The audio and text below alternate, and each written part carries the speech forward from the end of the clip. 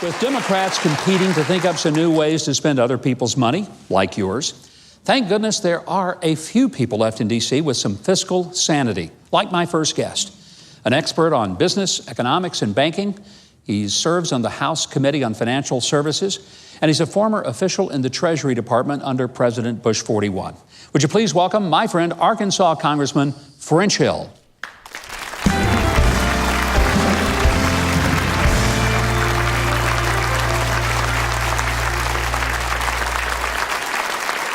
Thank you so much, French, for being here.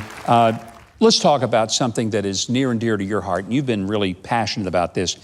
This February marked the 4th anniversary of the murder of 21 martyred Coptic Christians by ISIS in Libya. We don't hear a lot about this, and we should. But you've been trying to keep this on the forefront and make people understand that there is persecution going on around the globe.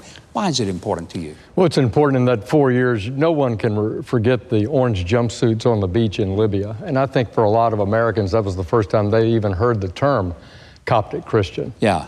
But while that was horrifying, and that was at the hands of ISIS in Egypt, which the word Coptic means Egypt. So it's the original people. Was St. Mark's.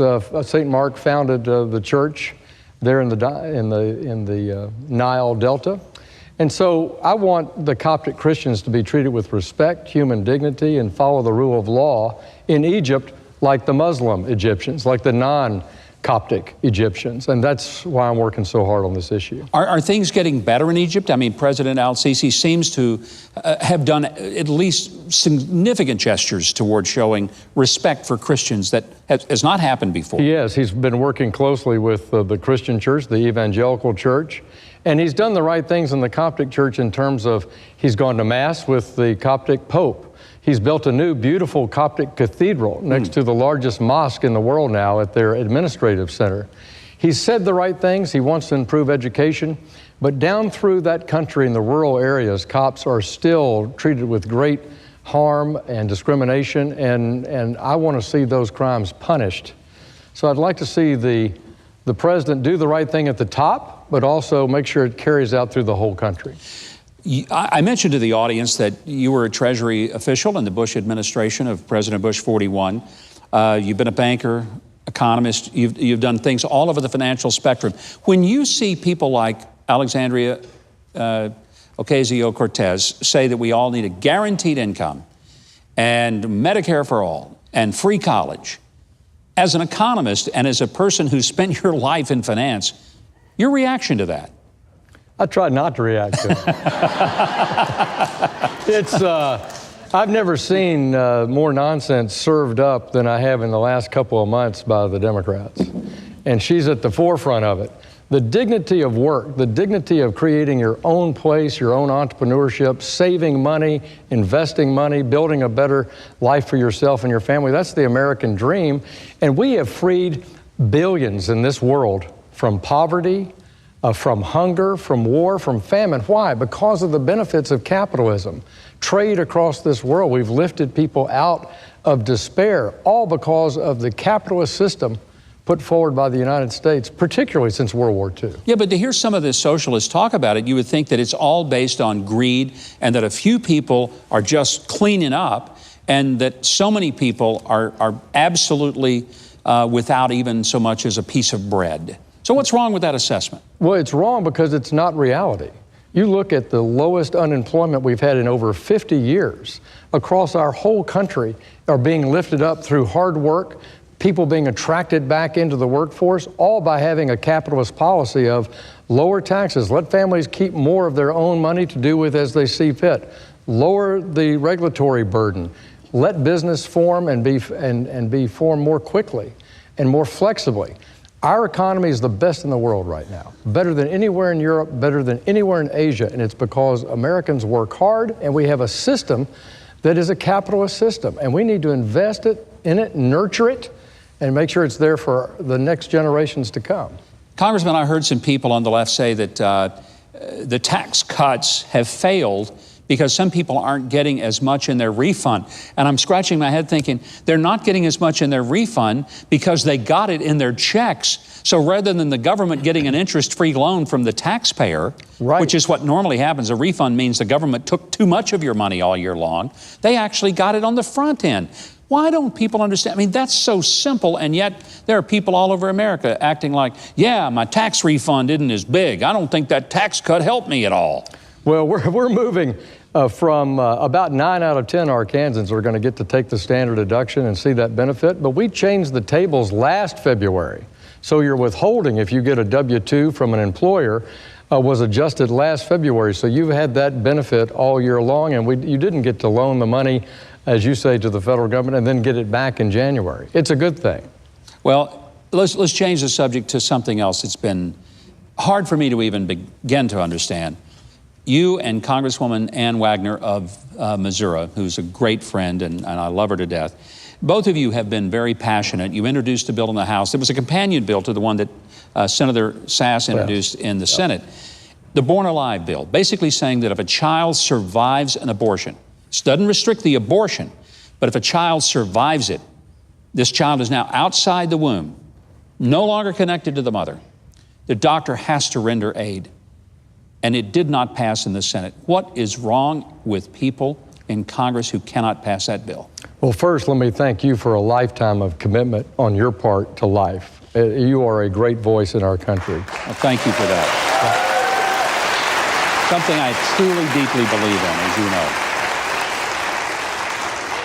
know. Americans were repulsed by the Virginia statute and New York statute. Yes. They just couldn't believe their eyes or what they heard from the governors of those two states, the celebrations that a life can be taken that is born as the result of a botched abortion. So Senator Sass, Ann Wagner, Steve Scalise, we've introduced legislation to simply say, if that baby is born alive as a result of a botched abortion, they get the same care and treatment that a baby that was born that was wanted. There's nothing complicated about that. And what we've seen as a result, a national conversation which is expressing outrage that it would be any other way, number one. And number two, the polling results of young people and old people repulsed by this and turning to the pro-life cause has been heartening. And so perhaps this terrible result in New York and Virginia has God's purpose at hand. Do you think that there are some Democrats, I mean, you talk to these folks every day, and there's got to be some private conversations. I'm not going to ask you to divulge names or identify somebody, but are there some Democrats who can say to you, I don't agree with this. I don't agree with what our leadership is pushing, because I just believe that there are people of both parties who deep down know that whether even they think early-term abortion is okay, they cannot justify this baby born alive and then just killed after it's born. Well, they have an opportunity to speak up then, because Ann Wagner and Steve Scalise are going to file a discharge petition in early April, which will allow this bill, if we get 218 votes, to come to the floor of the House, and we can compel Speaker Pelosi to bring this bill up for a vote. So we need 20 or so Democrats to be right there with us in that effort. So I certainly hope that we'll have Democratic members cross the aisle and speak up for decency and care for the least among us. 25 years ago, you were working in the Treasury Department for the Bush administration. You go back as a congressman a few years ago. What's the big difference you see in the Washington you left in the early 90s and the one you went back to just a few years ago? Everybody's older. Well, boy, that's profound. No, I would say the sense the parties are a little bit more separate. There are more strong districts in each party. So there's a little less working together among the members of Congress and the Senate, number one. Number two, the executive branch is much more powerful. Article 1, 50% of the words in the Constitution are Article 1, the congressional branch, the legislative branch, and it has been demoted by the power of the administrative state in Washington. The Supreme Court decision on Chevron granting deference to regulatory agencies that they don't really have to listen to what Congress says, that they're assumed to be right and have deference. It's called the Chevron deference case. And so that is a problem. And then we don't get our appropriations bills done. Yeah. And if you don't do appropriations on time, you can't hold people accountable, which is, again, the #1 mission that we have in the House and the Senate. Will we ever see a balanced budget amendment to the Constitution that would force Congress to live within its means like all 50 states have to do and like families have to do across America? Well, when President Trump and the leadership worked on their 2017 budget deal that I thought just was a budget buster, we got the funding that we've needed because of Obama's underfunding of the military, but we busted the budget. And so I called Leader McCarthy at the time and I said, you've got to bring the balanced budget amendment onto the floor for a vote. Yeah. And we had it and we lost. So the how big a loss? Was it even close? It wasn't close. Why not? And it missed by 1 vote back in the 1990s as a part of Gingrich's contract with America. We need all of us to contact our Congress and say we want to do this. I came to this reluctantly, Mike. You know me very well. Yes, I do. I don't think a balanced budget amendment to the Constitution should be necessary. I think we ought to be able to get our work done in Congress, balance the budget, prioritize the spending, have these debates, and get our work done.